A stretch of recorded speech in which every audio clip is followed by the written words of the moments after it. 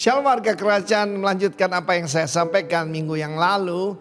Maka ketika ia makan bersama-sama dengan mereka. Wow. Raja itu mau fellowship dengan kita, saudara ya. Jadi saya juga mengajar tidak selalu classroom ataupun mimbar. Saya sering dengan anak-anak putra-putra rohani saya melalui makan-makan. Saya tiru Tuhan Yesus. Ia melarang mereka meninggalkan Yerusalem dan menyuruh mereka tinggal di situ menantikan the promise of the Father, janji Bapa. Telah kamu dengar padaku, Yohanes membaptis dengan air, truly baptized with water, sesungguhnya. Tapi tidak lama lagi kamu akan dibaptis dengan Roh Kudus. Pada saat itu dia berkata, aku jadikan kamu saksi yang berkuasa, ya.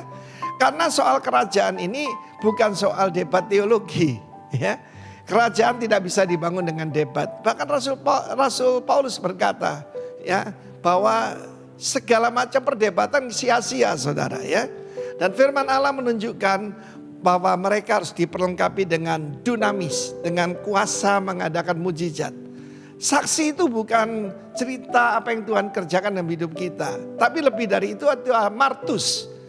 Martir dalam bahasa Latin artinya saksi mata yang siap mati tentang kebenaran yang mereka alami, ya. Karena itu saudaraku, tanpa dibaptis dalam Roh Kudus, kita tidak bisa jadi perwakilan dari kerajaan Allah di atas muka bumi ini. Ini bukan stempel, ini bukan yaitu suatu stempel kekristenan, bukan sama sekali.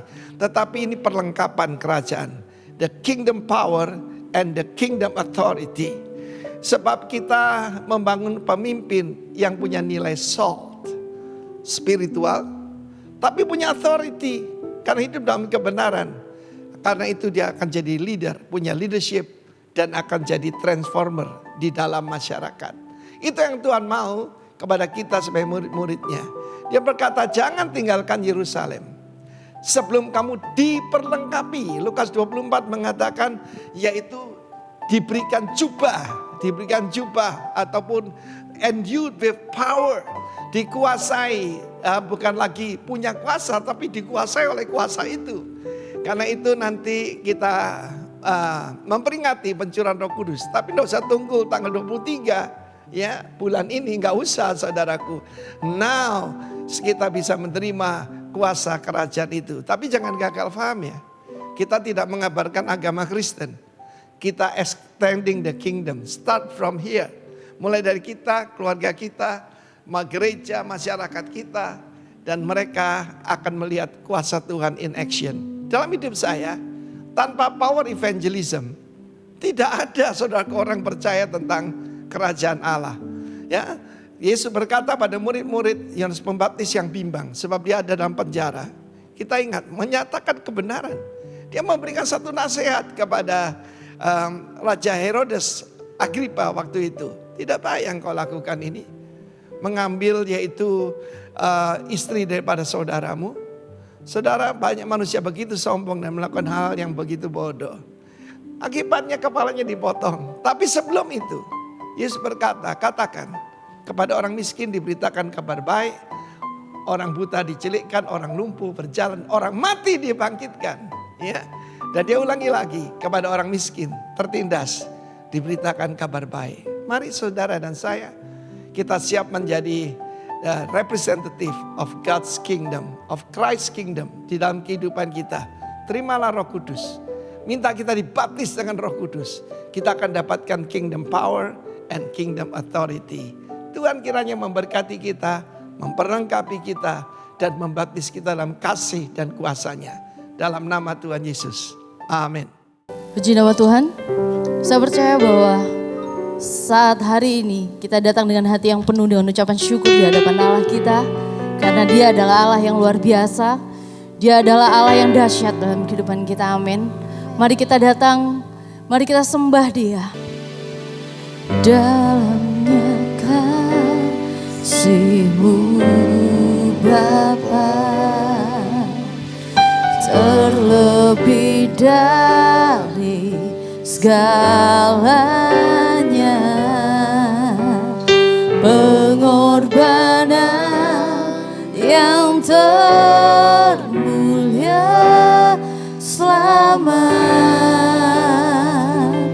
Kan ku dengan darah yang tercurah, ampuniku atas dosa. Ku bersujud kepadamu, oh Yesusku. Kau ku sembah, Engkau ku sembah, Kau yang terindah. Pulihkan ku dengan darah-Mu, Engkau ku sembah, Bapa mulia. Seumur hidupku ku mau menyembah-Mu. Lebih lagi dengan segenap hati katakan bersama, dalamnya kasih-Mu Tuhan, dalamnya kasih-Mu Bapa, terlebih dari segalanya. Pengorbanan yang termulia selamatkan ku oleh darah-Mu.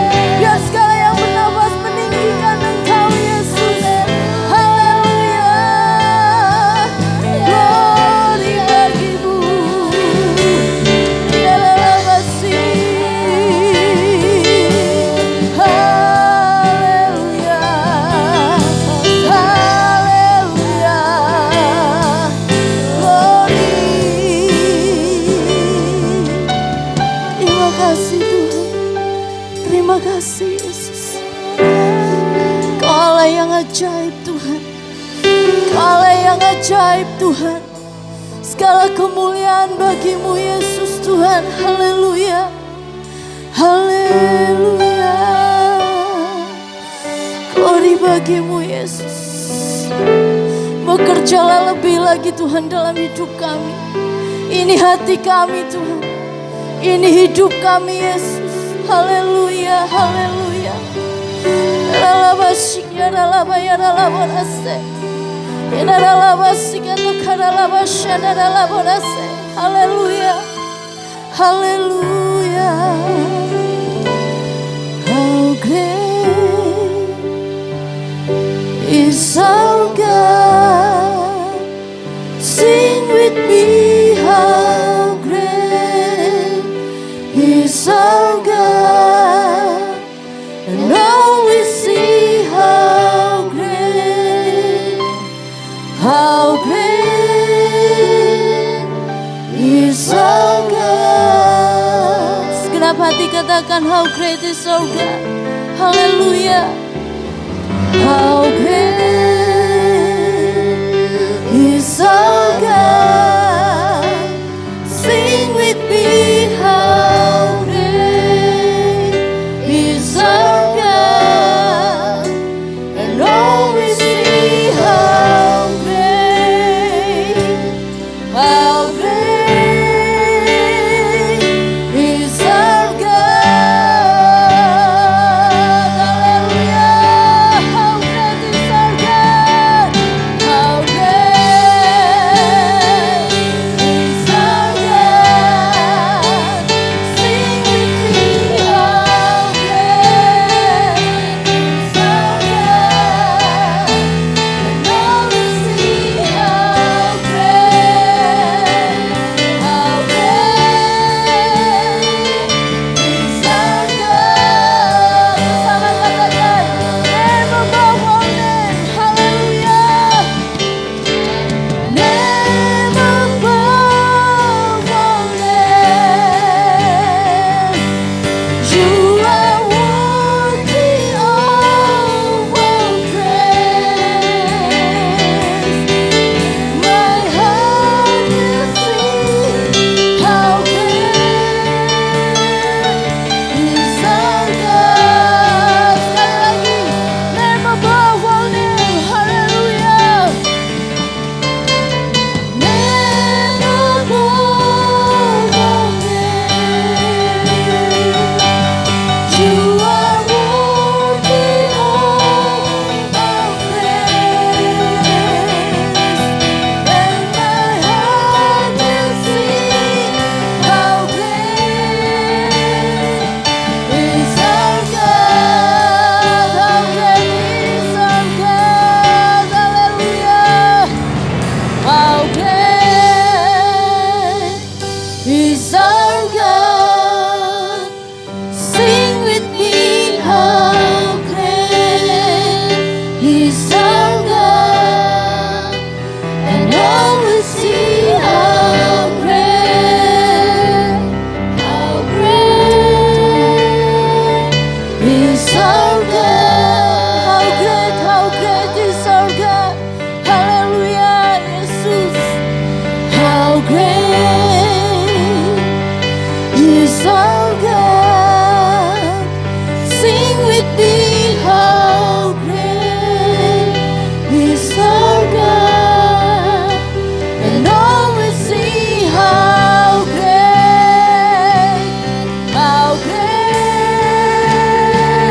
is our God. How great is our God. How great is our God. Sing with me,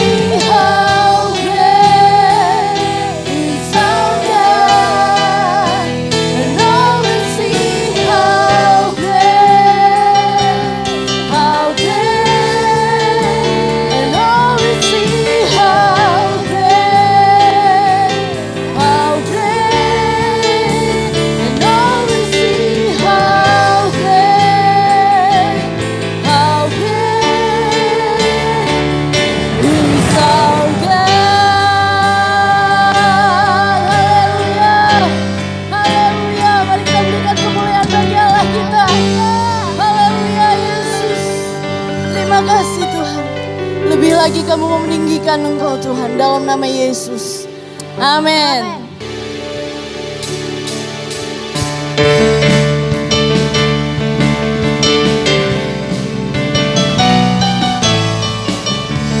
Haleluya. Bersama-sama katakan. Berkuasa di bumi di surga,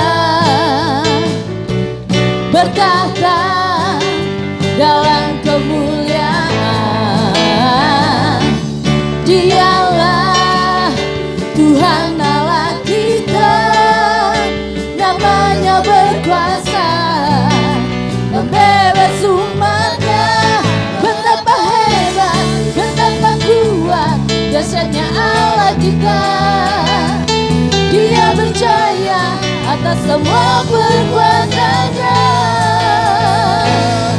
Betapa hebat, betapa kuat, dahsyatnya Allah kita. Dia ternama Yesus Raja segala raja, Tuhan Allah kita. Haleluya. Dia dahsyat, amin.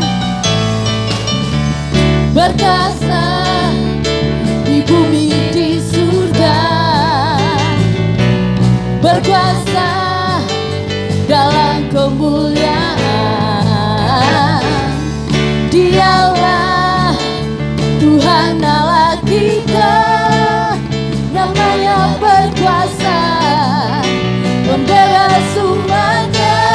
Betapa hebat, betapa kuat, dahsyatnya Allah kita. Dia berjaya atas semua perbuatannya.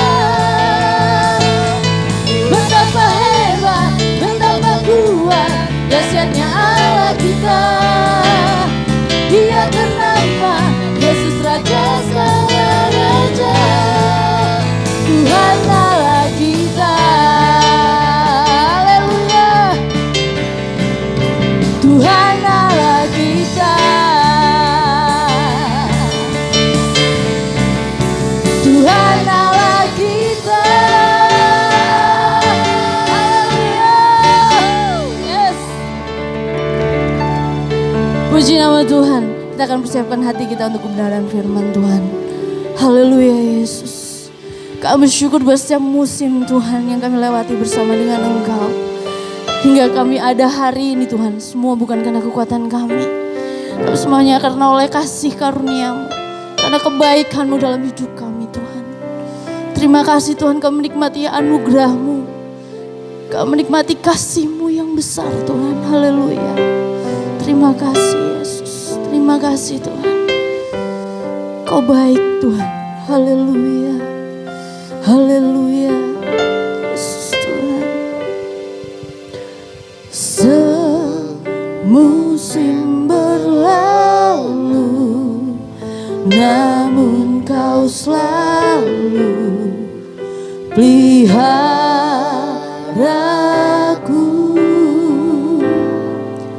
Kasih dan setiamu tak pernah layu di hidupku. Bersama katakan lebih luas, lebih luas dari samudra. Kebaikan-Mu Bapa takkan habis di hidupku. Lebih tinggi dari cakrawala, tak terbatas kasih. Sungguh kami bersyukur Tuhan. Haleluya. Lebih lagi segenap hati katakan, kita naikkan ucapan syukur kita di hadapan Allah kita. Haleluya. Semusim berlalu, namun Kau selalu peliharaku. Kasih dan setia-Mu tak pernah lalu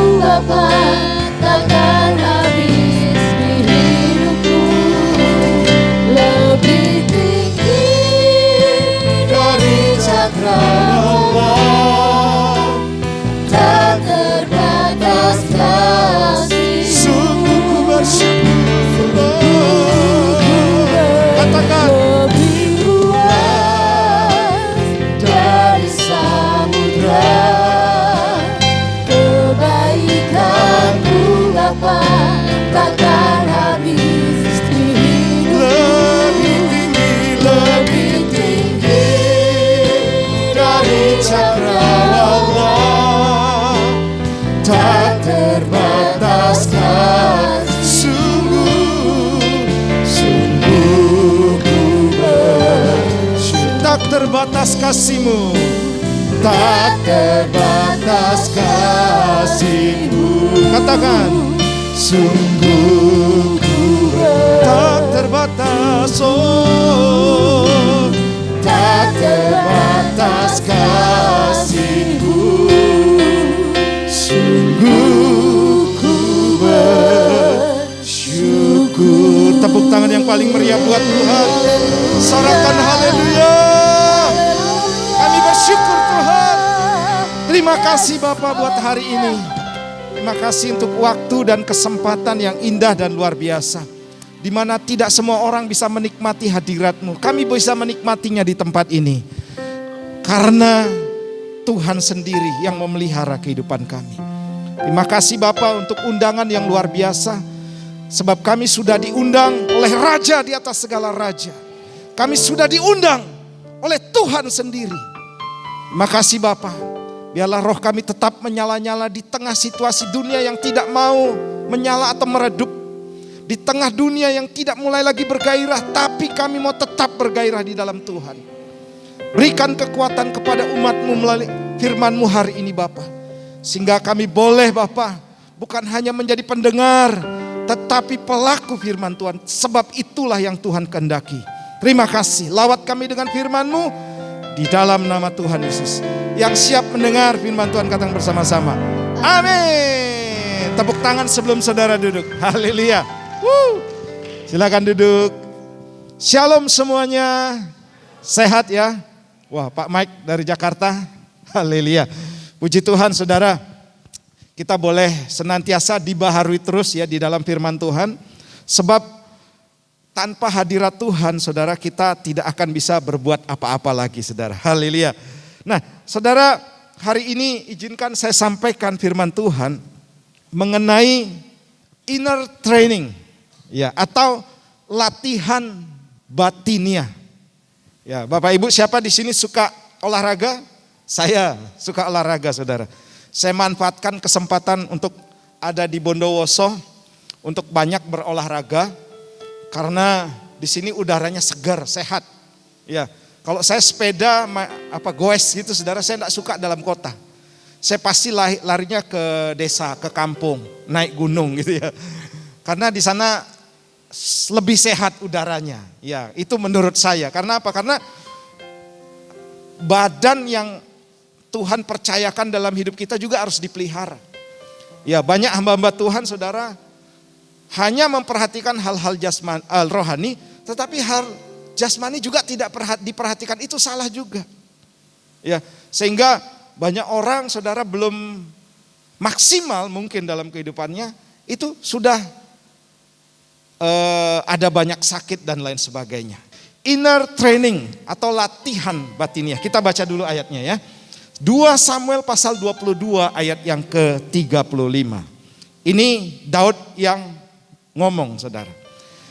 Yang mengajar tanganku berperang sehingga lenganku dapat melengkungkan busur tembaga. Saudara, kalau orang berolahraga, karena zaman itu panah adalah sesuatu yang olahraga yang sangat-sangat istimewa, saya boleh katakan demikian.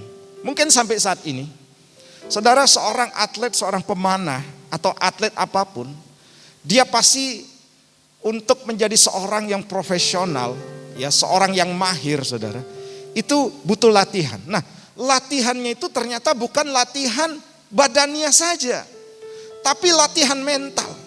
Ya saudara mungkin baca artikel tentang bagaimana seseorang bisa konsentrasi dalam memanah. Itu bukan hanya latihan badani saudara, tapi bagaimana dia menenangkan pikirannya, bagaimana dia juga saudara menguasai kehidupannya sehingga dia bisa menjadi seorang pemanah yang profesional. Nah, ini yang dilakukan oleh Daud pada waktu itu. Saudara, tahukah saudara bahwa kita pun saudara hari-hari ini juga mungkin sudah dilatih, sedang dilatih dan akan dilatih. Perhatikan, sudah dilatih sedang dilatih dan akan dilatih. Karena begini saudara, latihan ini adalah continue, ya, tidak stop sampai saudara hanya latihan awal saja. Saudara, sekali lagi, waktu saya sekolah Alkitab saudara, saya mengerti begini, oh saya sekolah Alkitab masuk asrama, kemudian saya dibimbing, saya diatur jadwal saya untuk bangun pagi jam berapa, kuliah jam berapa, malam juga ada kegiatan rohani jam berapa, itu kami ikuti. Saudara, mungkin Mbak Kristi sama Mas Yuan pengalaman di Tawangmangu sama dengan adik saya. Jadi tujuannya begini saudara, untuk melatih kita untuk menjadi seorang warrior atau pahlawan, bahkan menjadi seorang pemenang. Yang setuju katakan yes. Bukan hanya itu saja, perhatikan ini masih koma saudara. Bukan hanya itu saja, tetapi saudara melatih untuk membiasakan diri hidup seperti itu. Banyak orang gagal paham saudara. Dipikir sekolah Alkitab hanya latihan atau membiasakan diri waktu ada di sekolah Alkitab saja. Padahal tujuannya begini, selain untuk menjadikan dia seorang pemenang, tetapi menjadikan dia terbiasa dengan pola hidup yang seperti itu. Saudara, seorang tentara, saya yakin begini saudara, bahwa ketika dia latihan, di sini ada batalion 514 ya kalau tidak salah ya. Nah, di situ saudara saya pernah lewat naik sepeda, waduh, saya lewat sampingnya saudara. Jadi ikuti pagar-pagar sampingnya itu. Ternyata di dalamnya itu bukan sepi, ramai saudara. Ada latihan-latihan. Nah, di sini ada Mas Adi ya, yang komandannya di sana. Jadi saudara, saya berpikir begini, oh ini sedang dilatih untuk waktunya bertempur, dan bertempur bukan untuk menjadi orang yang kalah. Dan ketika mereka bertempur, mereka sudah terbiasa dengan gaya hidup seperti itu, kurang makan, makan seadanya, makan harus cepat. Jadi kebiasaan itu saudara tidak akan ditinggalkan oleh tentara ini saudara. Yang setuju katakan amin. Nah, demikian pun dengan kehidupan kita. Kita sedang dilatih bukan hanya menjadi pemenang, tetapi tetap melakukan seperti apa yang Tuhan latih. Itu tujuannya saudara. Karena banyak orang gagal paham. Wah, saya bebas, sekolah Alkitab ini waktunya saya bebas. Ternyata tidak saudara. Nah, saya lihat bagaimana Daud, kenapa dia ngomong ini saudara. Ternyata latihan demi latihan seumur hidupnya dia hadapi. Latihan pertama dia hadapi untuk menghadapi fase kehidupan selanjutnya. Sudah masuk dalam fase kehidupan selanjutnya, dilatih lagi untuk masuk kepada fase kehidupan yang lebih lagi. Sehingga saudara grafiknya itu naik terus sampai dia menjadi raja. Nah, waktu dia jadi raja saudara, hadapi tantangan, hadapi. Karena bahaya bagi seorang Daud saudara, bagi kita juga untuk berada dalam zona nyaman. Dan apa yang terjadi waktu dia jadi raja? Ayat ini saudara, kalau saudara lihat pasal ini, ada pasal-pasal sebelumnya di mana saudara, Daud mengalami perang saudara, yaitu anaknya sendiri ingin menggoyangkan tahtanya waktu itu, Absalom. Setelah Absalom selesai saudara, Ayub enggak ongkang-ongkang kaki, enggak santai-santai saudara. Ternyata ada lagi pemberontakan. Setelah pemberontakan apalagi saudara?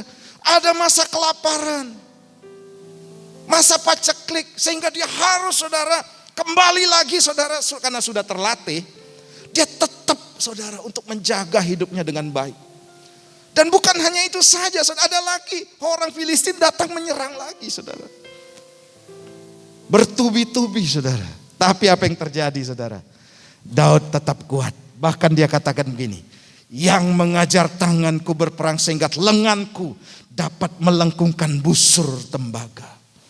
Wow saudara, ini yang dialami oleh Daud. Nah, biarlah kita belajar hari ini melalui kehidupan Daud juga, bahwa apa yang Tuhan ajarkan kepada kita bukan stop berhenti, nanti masalah ini selesai stop berhenti, kemudian kita tidak lakukan apa, kita kurang siap nanti akhirnya untuk menghadapi tantangan berikutnya. Karena ke depan bukan sesuatu yang mudah saudara. Kita harus terus mengupgrade diri kita. Amin. Apalagi tantangan teknologi, tantangan saudara begitu banyak yang terjadi, pengajaran-pengajaran palsu. Kalau kita tidak menyiapkan diri mulai sekarang, kita akan mudah digoyahkan, bahkan bisa kalah saudara. Kita lihat Tuhan melatih melalui tantangan. Perhatikan ayat ini dengan baik. Saya bacakan buat saudara. Ibrani pasal 12 ayat 11. Memang tiap-tiap ganjaran pada waktu diberikan tidak mendatangkan sukacita, tetapi duka cita. Betul ya? Tidak ada orang dilatih enak-enak gitu kan. Makan tidur lagi, saudara bangun. Tidak. Tetapi kemudian ia menghasilkan buah kebenaran yang memberikan damai kepada mereka yang dilatih olehnya. Saudara, waktu masa latihan memang sesuatu yang tidak enak. Bukan mendatangkan sukacita, bahkan air mata, saudara.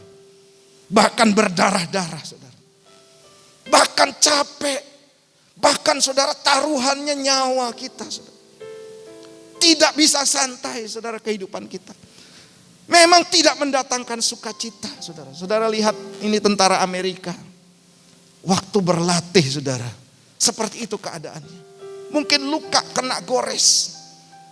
Tapi saudara, ini memang dipersiapkan untuk masa yang mendatang. Dan apa yang terjadi? Menghasilkan buah kebenaran dan memberikan damai kepada mereka yang dilatih olehnya. Wow, saya senang saudara kalau sampai hari ini saudara, hidup saya tidak berada dalam zona nyaman. Saya bersyukur saudara, karena apa? Karena kalau kita berada dalam zona nyaman, kita nih nanti kita akan belajar apa saja yang dimaksud dengan latihan batiniah ini, saudara. Karena kalau kita berada dalam zona nyaman, saudara, ini bahaya. Awal daripada kita bisa jatuh. Awal daripada kehancuran juga hidup kita. Awal juga di mana berkat dan kasih karunia Tuhan tidak maksimal dicurahkan dalam kehidupan kita. Oke, kita lihat yang pertama, saudara. Yang termasuk latihan batiniah ini apa? Yang pertama begini. Melatih panca indera. Katakan bersama saya. Melatih panca indera. Apa itu panca indera? Banyak yang bilang ada 5. Ya, tapi yang dimaksud di sini nanti kita akan lihat. Ibrani 5 ayat 14. Tetapi makanan keras adalah untuk orang-orang dewasa yang karena mempunyai panca indera yang terlatih untuk membedakan yang baik daripada yang jahat. Saudara, ternyata saudara, Tuhan ingin melatih sense kita atau kepekaan kita. Bukan hanya soal pendengaran, perasa, kemudian hal-hal yang lain yang 5 indera itu. Tidak, saudara. Tapi ini berbicara bagaimana kepekaan kita terhadap suara Tuhan. Kepekaan kita dengan apa yang terjadi saat ini sehingga kita kepeka, oh situasinya seperti ini, apa yang harus saya lakukan? Banyak orang gagal paham juga dengan COVID-19. Gagal paham, saudara. Oh, ada COVID, ada yang bersorak, enggak ke gereja. Ada, saudara, ada. Karena gereja itu dianggap sesuatu yang ya biasa-biasa, padahal ini sangat penting. Enggak ibadah, senang, saudara. Tapi orang yang paham benar apa yang harus dikerjakan dalam masa COVID ini, saya yakin saudara, dia akan mengambil tindakan yang tepat. COVID kok enggak berhenti, masih berkepanjangan. Oh, ada lagi maksudnya, tujuannya pasti ada. Saudara, waktu masa COVID, Tuhan sediakan waktu lebih banyak di rumah. Bahkan dengan keluarga juga, saudara. Saya puji Tuhan, sebelum COVID saya sudah dilatih dengan keluarga untuk tetap berdoa bersama-sama. Jadi apa yang saya lakukan lalu, saudara, ketika saya hadapi masa COVID ini, saya akhirnya tidak panik karena sudah dipersiapkan masa lalu. Dari kecil, saudara, saya ajak anak saya, saudara, bergandengan tangan. Sehingga mereka terbiasa. Kadang saya lupa ngantuk. Ayolah Pak, mereka datang ke kamar, saudara. Mereka sudah berdiri, saudara. Waktu saya melek gini, oh mereka ada di kamar. Ayo Pak, kita doa. Doa, saudara. Apalagi ditunjukkan dengan masa COVID. Lebih banyak di rumah, lebih banyak berdiam diri, bukan ke kantor atau masuk kerja. Seharusnya begini, saudara, kita peka dengan apa yang harus kita lakukan. Peka dengan maksud Tuhan, saudara. Kita lihat, Yohanes pasal 10 ayat 3-5, ini berbicara tentang gembala dan domba-dombanya. Saya bacakan, untuk dia penjaga membuka pintu dan domba-dombanya mendengar suaranya dan memanggil domba-dombanya masing-masing menurut namanya dan menuntunnya keluar. Jika semua dombanya telah dibawanya keluar, ia berjalan di depan mereka dan domba-domba itu mengikuti dia karena mereka mengenal suaranya. Ayat 5. Tetapi seorang asing pasti tidak mereka ikuti. Malah mereka lari daripadanya karena suara orang-orang asing itu tidak mereka kenal. Saudara, kita adalah domba-domba dari Gembala Agung. Haleluya. Kalau kita mendengar suara Tuhan, kalau kita domba, kita pasti peka. Kalau orang lain yang ngomong, saudara, ngomong apa sih? Gitu kan? Siapa sih dia? Kok suaranya aneh? Kok perintahnya aneh? Kok menyuruh saya sesuatu yang menghancurkan kehidupan saya? Harusnya seperti itu, saudara. Nah, Gembala Agung kita Tuhan, saat dia berbicara kepada kita, ayo melalui firman Tuhan, melalui hamba-hamba Tuhan, melalui renungan, melalui doa yang kita naikkan, ayo lebih erat lagi dengan Tuhan. Seharusnya begini, kalau kita domba, kita peka dan kita kenal, oh itu suara gembala. Kita bukan menjauh tapi mendekat. Karena apa, saudara? Kalau kita domba dari Gembala Agung kita, sama seperti domba yang punya agung, orang asing mereka tidak akan ikuti, saudara. Banyak orang, saudara, ketika hadapi masalah, bukan mengikuti suara Tuhan, bukan mengikuti apa yang menjadi perintah Tuhan. Karena apa, saudara? Belum masuk menjadi bagian daripada domba, daripada Gembala Agung. Padahal, saudara, gembala kita, saudara, kenapa dia bawa tongkat dan gada? Tongkat itu, saudara, untuk dipakai memukul musuh. Ada serigala, ada singa yang menyerang. Dipakainya gada itu, saudara. Tongkat itu, saudara, ketika ada domba yang mau lari, ditariknya. Dengan tongkatnya biasanya melengkung kan, lehernya ditarik, saudara. Oh, berada dalam penggembalaan Gembala Agung kita itu, saudara. Perlindungannya luar biasa. Bahkan, saudara, makanan dia sediakan. Tapi kita gagal paham, saudara. Kita pikir berada di luar Kristus jauh lebih enak. Kita pikir tidak melakukan kehendak Tuhan jauh lebih enak. Karena apa, saudara? Kita belum paham dan belum mengerti. Belum sepenuhnya memahami bahwa kita adalah domba dari Gembala Agung. Saudara, saya selalu akan menegur, saya selalu akan mengingatkan, ayo doa, ayo ibadah. Tadi saya WA beberapa teman, saudara, yang lama tidak ibadah. Saya harus ingatkan. Karena mereka harus punya kepekaan, saudara. Oh, masa-masa seperti ini bukan bertambah santai. Bukan bertambah tidak melakukan apa-apa. Kepekaan kita terhadap suara Tuhan dan kepekaan terhadap apa yang sedang terjadi ditentukan oleh seberapa erat kita bergaul dengan Tuhan. Hari ini saya percaya, saudara, kita adalah orang-orang yang mau menyerahkan diri kita untuk bergaul dengan Tuhan. Buktinya, saudara, di tempat ini. Coba lihat wajah temannya, saudara. Saudara ada di tempat ini merelakan diri saudara untuk datang bergaul kepada Tuhan. Dan waktunya, saudara, saudara dan saya akan diberikan kepekaan terhadap situasi. Oh, sekarang ini apa yang harus saya lakukan? Juga terhadap suara Tuhan. Karena banyak, saudara, pengajaran-pengajaran sesat, pengajaran palsu, pengajaran-pengajaran keliru yang ada di sekeliling kita, saudara. Yang ingin sebenarnya mencuri kita dari penggembalaan Sang Gembala Agung. Dan kalau saudara lepas dari penggembalaan Sang Gembala Agung, saudara, saudara akan dimakan habis. Tapi puji Tuhan, saudara, Gembala Agung kita adalah gembala yang sangat baik. Amin.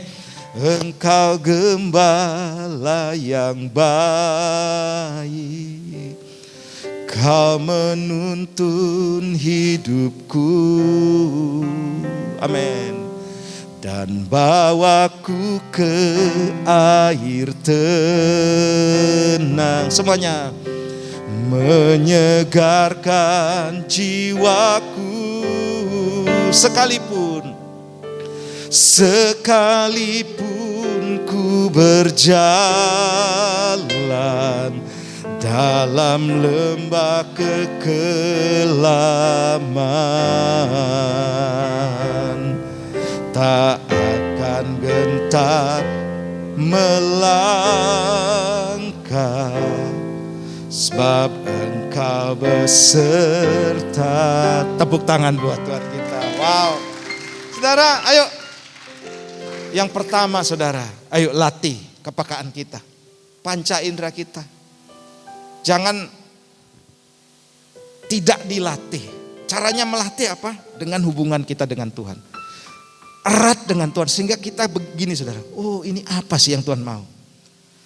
Apa sih suara Tuhan? Apa yang Tuhan inginkan dalam kehidupan kita?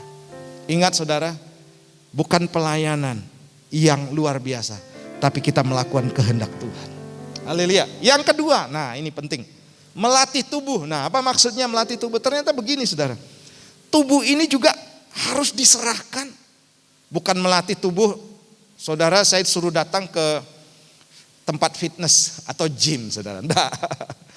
Saya yakin saudara-saudara sudah pernah olahraga. Tapi ini melatih tubuh maksudnya menyerahkan tubuh kita. Kita baca dulu.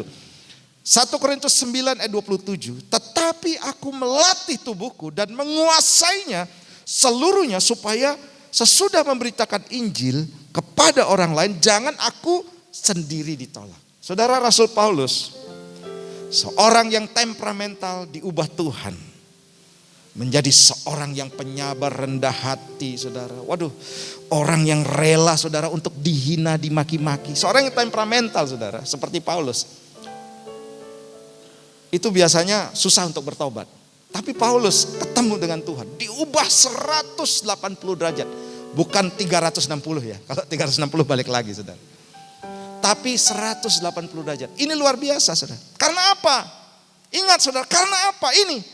Melatih tubuhku, membiasakan untuk masuk di dalam kehidupan rohani. Doa, baca firman, menyembah, memuji Tuhan. Sehingga itu menjadi satu kebiasaan. Dari kebiasaan menjadi satu kebudayaan. Kebudayaan itu begini saudara-saudara, tidak perlu disuruh sudah lakukan, itu kebudayaan. Saya dari Bali, orang punya budaya saudara, itu luar biasa. Pagi-pagi bangun sebelum dia makan, enggak makan langsung berdoa, enggak. Tapi dia serahkan dulu sesaji di jalan, di mana saudara. Itu budaya, karena apa? Sudah menjadi bagian daripada kehidupannya. Saudara, ayo kita membudayakan.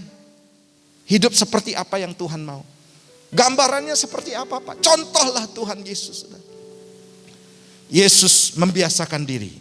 Pagi-pagi benar. Dia bangun untuk berdoa. Itu budaya, kepekaan saudara, membiasakan diri saudara. Makanya seorang yang dilatih seperti saya ini saudara. Saya tadi sempat dikirim oleh teman saya, gembala di Manado, Pak Jonathan Anton. Nanti saya September disuruh ke sana saudara, pelayanan. Dia kirimkan gembala senior kami juga yang sudah meninggal, Pak Alex. Pak Alex singgung dalam khotbahnya begini saudara, almarhum.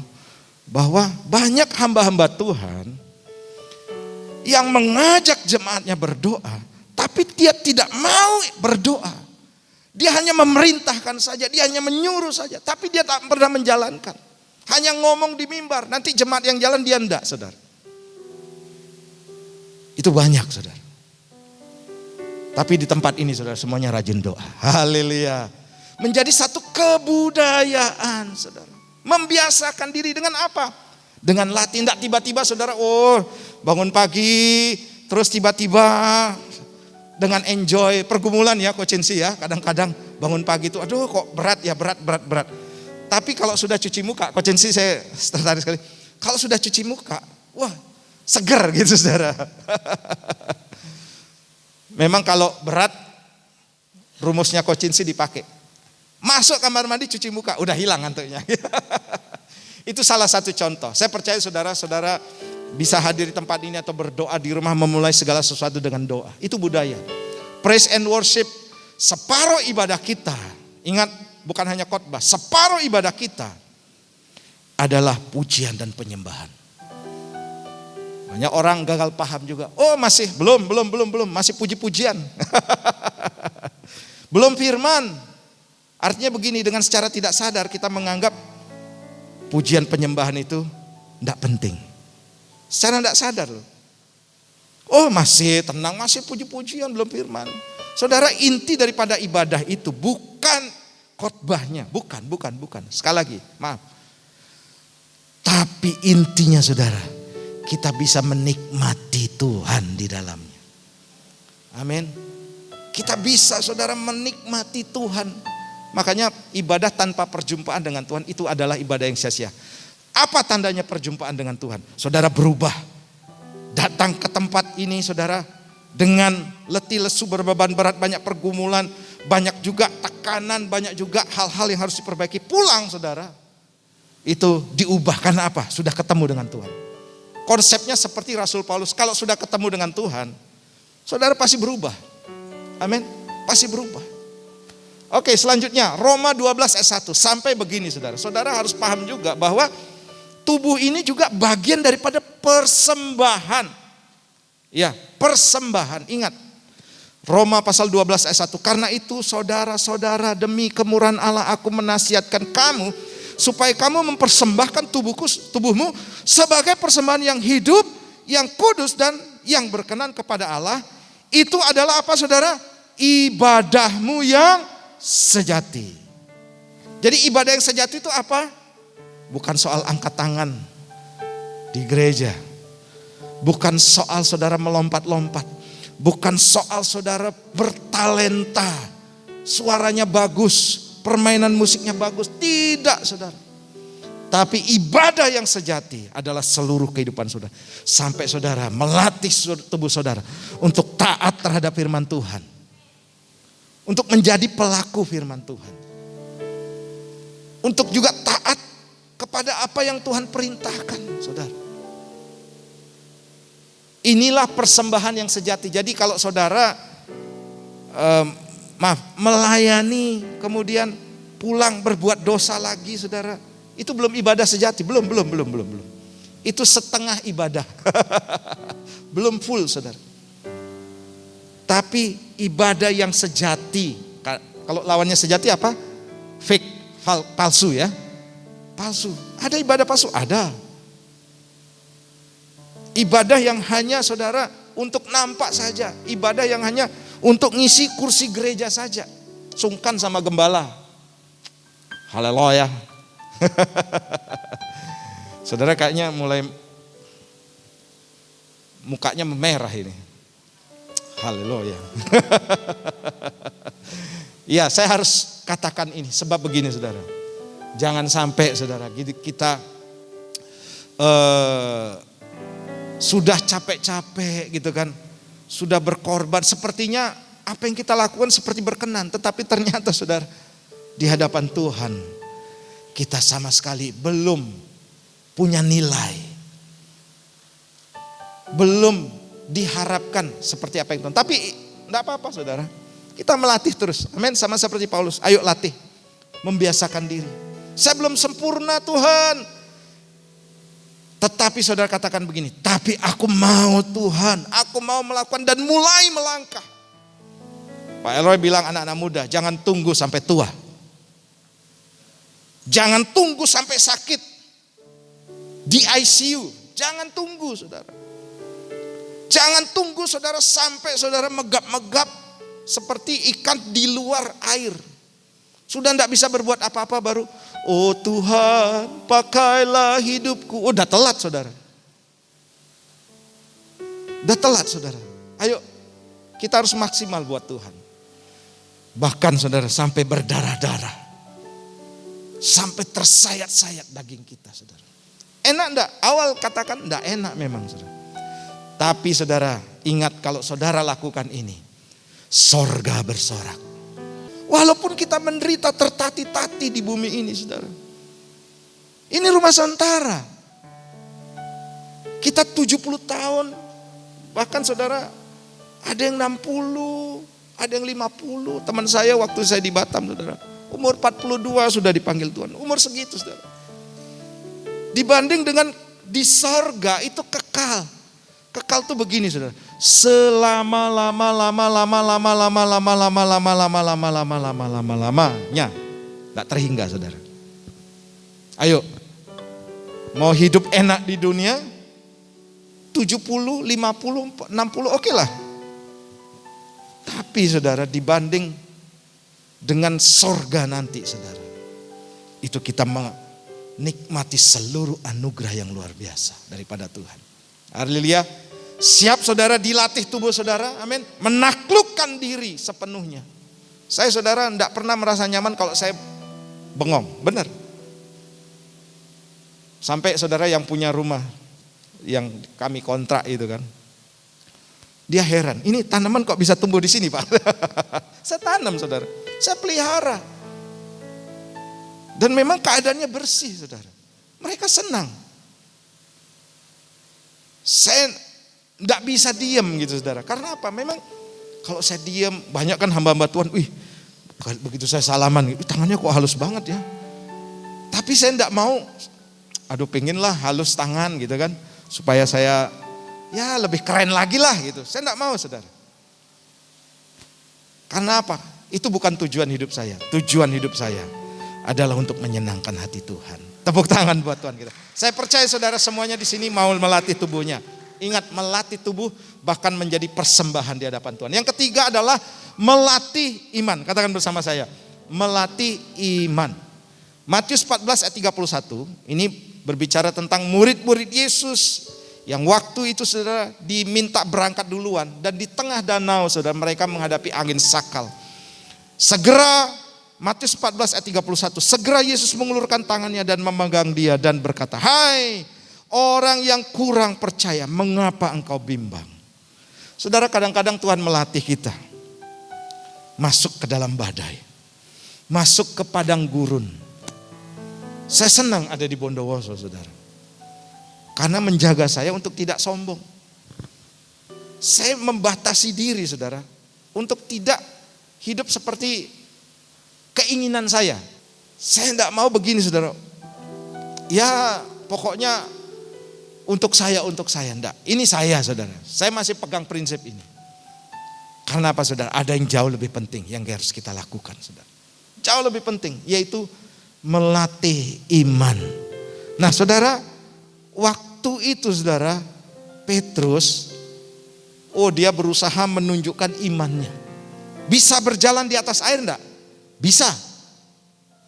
Tapi Yesus menegur, akhirnya ditenggelam dan ditegur, kamu orang yang kurang percaya, mengapa engkau bimbang?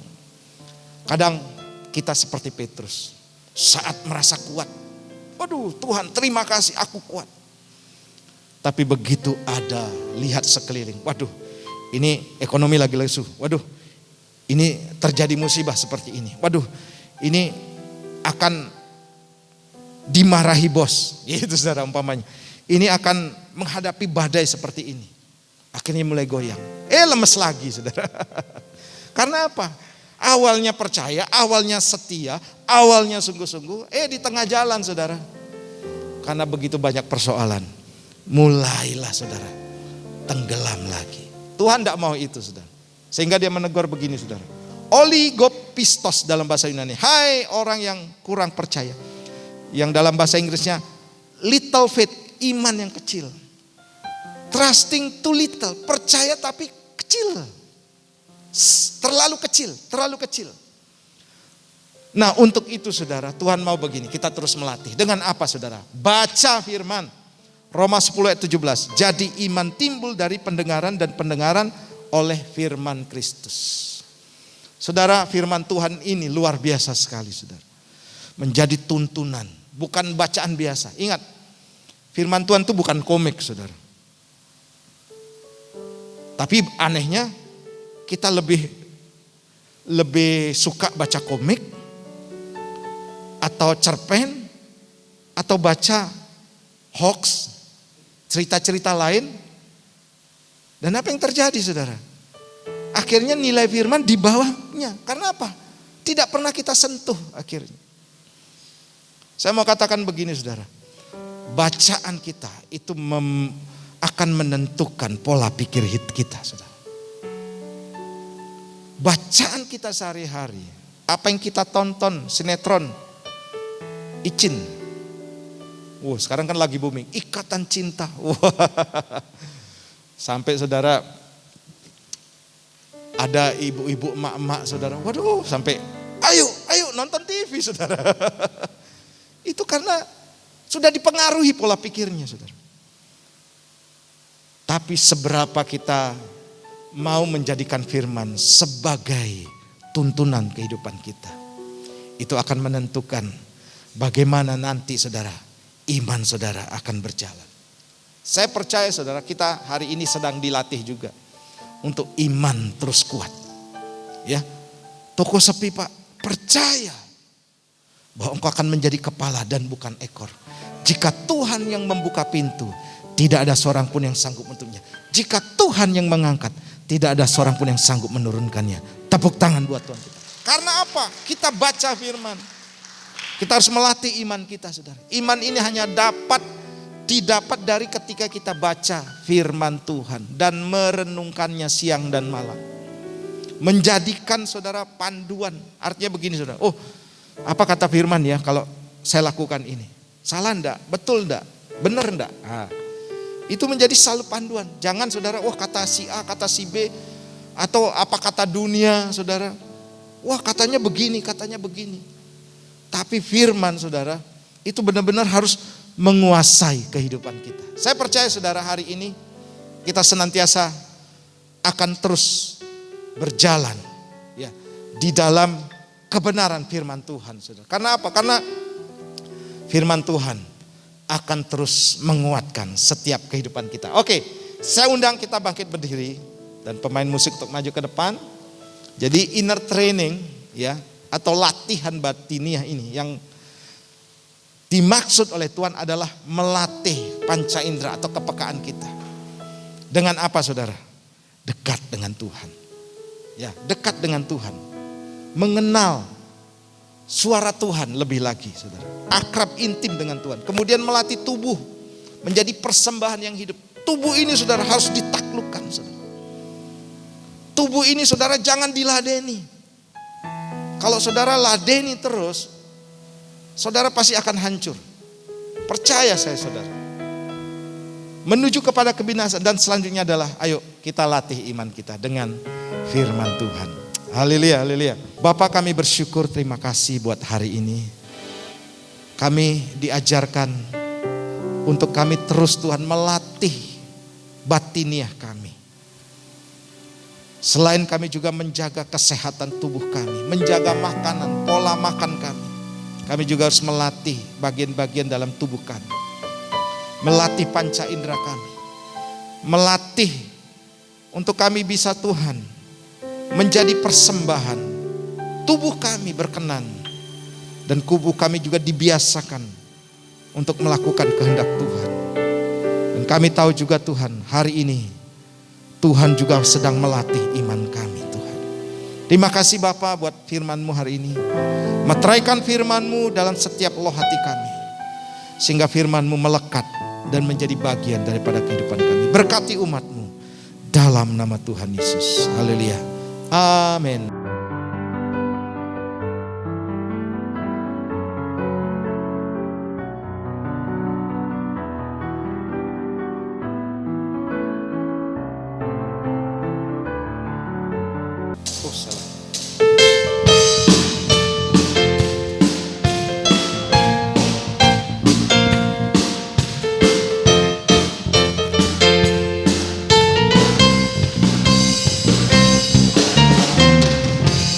Tiada berkesudahan kasih setiamu Tuhan, selalu baru rahmat-Mu bagiku. Hari berganti hari, tetap kulihat kasih-Mu, tak pernah berakhir hidupku. Tuhan Yesus baik, sungguh amat baik, untuk selama-lamanya. Tuhan Yesus baik, Tuhan Yesus baik, sungguh amat baik,